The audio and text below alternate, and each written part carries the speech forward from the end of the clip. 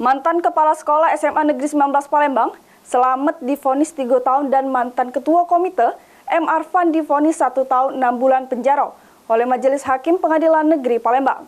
Gara-gara dugaan korupsi dana Komite Sekolah SMA Negeri 19 Palembang.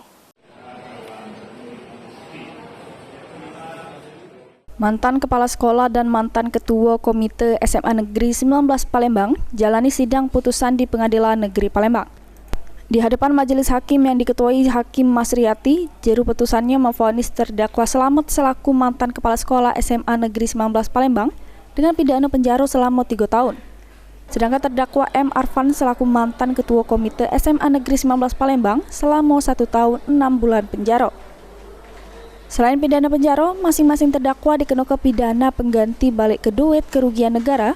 Terdakwa Selamet sebesar 324 juta rupiah, sedangkan terdakwa Arfan 27,5 juta rupiah. Selain itu, kedua terdakwa dikenakan pidana denda sebesar 50 juta rupiah subsidiar 2 bulan penjara.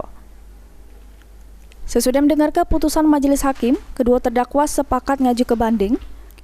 Penasehat hukum terdakwa M. Arfan, Arif Budiman, mengungkapkan pihaknya bakal ngaju ke banding karena menurutnya terhadap bukti-bukti yang ada, kliennya tidak terbukti bersalah melakukan tindak pidana korupsi penggunaan duit Komite SMA Negeri 19 Palembang.